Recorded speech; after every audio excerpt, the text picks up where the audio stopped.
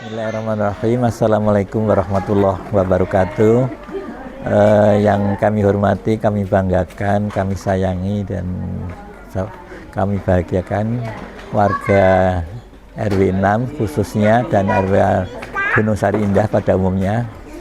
Jadi pada pagi dan siang hari ini nanti di Balai RW 6 sebagaimana bulan-bulan sebelumnya diadakan apa yang disebut namanya posga. Jadi posga itu perluasan dari layanan posyandu balita dan posyandu lansia. Yang sebelumnya itu posyandu balita terpisah diadakan, kemudian posyandu lansia juga terpisah diadakan. Kalau posyandu lansia itu biasanya kerjasama antara puskesmas dengan senam lansia Indah Kejora yang ada di Balai RT 5 RW 6 setiap Senin, Rabu dan Jumat pagi ya. Kalau posyandu lansia itu biasanya saat itu hari Selasa sore.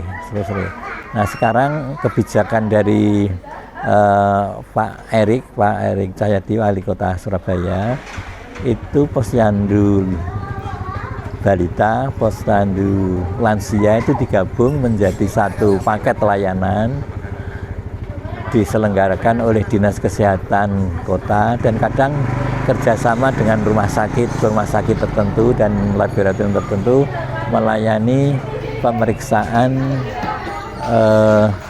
kesehatan sebagai pemeliharaan preventif untuk warga Gunung Sari Indah, utamanya pada saat ini yaitu di lingkungan RW 6 yang diadakan di Balai RW 6, yaitu kalau khusus untuk di Balai RW 6 itu diadakan setiap hari Jumat kedua pukul 8 sampai selesai sampai jelang sholat Jumat. Ya kami berharap layanan pemerintah seperti ini kita manfaatkan seoptimal mungkin. Monggo warga RW 6 yuk kita rame-rame berbondong-bondong meramaikan kegiatan ini, dan ini kan bagian dari kepedulian pemerintah untuk memantau secara preventif bukan kuratif untuk memantau kesehatan dan kebugaran warga Surabaya.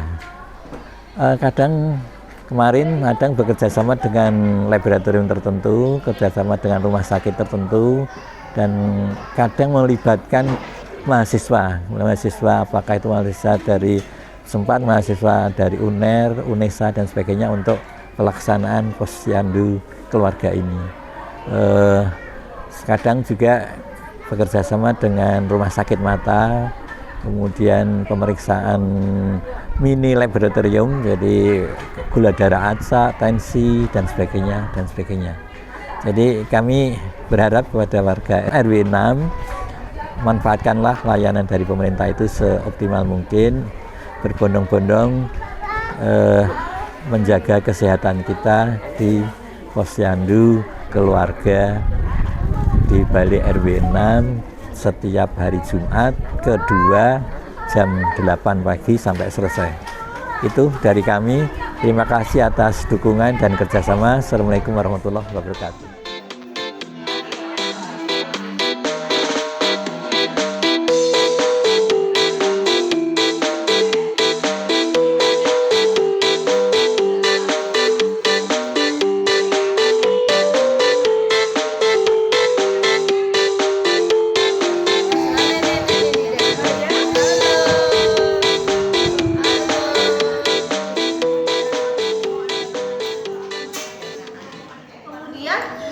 Kenapa gizi seimbang itu penting Bapak Ibu? Jadi yang pertama itu dapat mendukung pertumbuhan tinggi serta berat badan yang optimal. Kan sering sekarang banyaknya stunting ya Ibu, untuk menghindari tersebut. Jadi 1000 hari pertama kehamilan itu dikonsultasikan bisa ke bidan untuk yang posyandu seperti ini ya.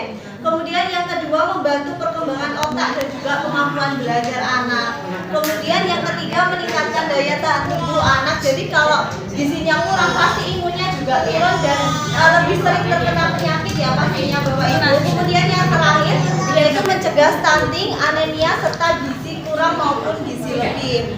Kemudian tadi yang sudah saya singgung ada isi piringmu Bapak Ibu. Yang pertama pastinya ada makanan pokok, bisa nasi. Kalau nggak mau nasi bisa diganti kentang Ibu, jagung, ubi boleh. Kemudian nggak boleh karbohidrat aja, nggak boleh makanan pokok aja. Harus apa? Harus ada lauk proteinnya Bapak Ibu, yaitu bisa telur.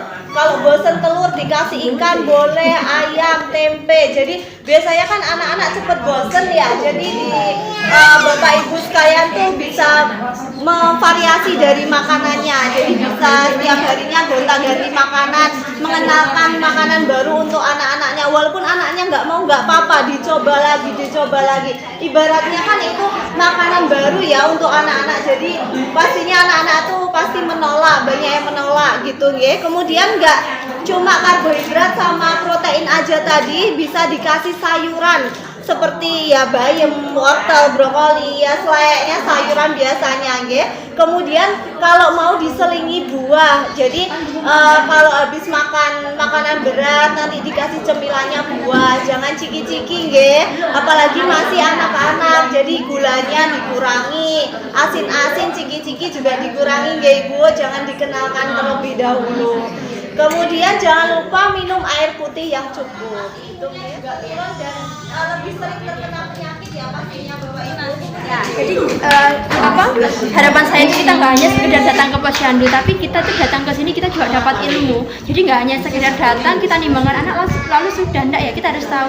Oh ya ini kira-kira bulan ini tuh anak saya tuh berat badan kenaikannya sudah sesuai atau belum. Cara lihatnya dari mana? Kita bisa lihat dari KMS. Ini kan ada ya Bun ya, di bawahnya ada angka 800, 900. Nah, ini bisa dilihat Bunda. Semisal contohnya ini adik usia berapa Bunda? 18 bulan. 18 bulan. Nah, kan berarti ini ya Bun ya. Nah, ini untuk kenaikan setiap bulannya berapa yang harus dicapai? Minimal 200 gram. Kok tahu dari mana? Nah, bisa dilihat dari sini. Nah, kalau kita plotting di kurva ini, seharusnya untuk pertumbuhan itu mengikuti garis hijau. Nah, ini ya Bun ya. Kalau seandainya di bawah garis hijau itu masih dianggap oh enggak apa-apa, maklum masih bisa dikejar. Tapi kita tetap harus setiap bulannya bisa mencapai berat badan minimal. Angka yang tertulis kan beda-beda tuh ya. Yang penting jangan sampai di bawah garis merah. Kalau di bawah garis merah kita harus waspada. Oh, ini kenapa ya? Kalau di bawah garis merah kenapa? Karena di bawah garis merah itu sebagai salah satu tanda. Oh ini anakku itu mau maem, tapi kenapa kok berat badannya itu sampai di bawah garis merah? Biasanya ada beberapa penyebab. Makanya kenapa kalau seandainya ada balita yang datang ke posyandu dalam 3 bulan berturut-turut berat badannya itu tidak naik atau seret atau mungkin turun, pasti sama bidannya itu dikasih rujukan ke puskesmas untuk dicek mantuk. Cek mantuk itu untuk apa? Untuk melihat anaknya ini ada sakit TBC atau enggak. Karena di Surabaya kasus TBC ini sedang meningkat.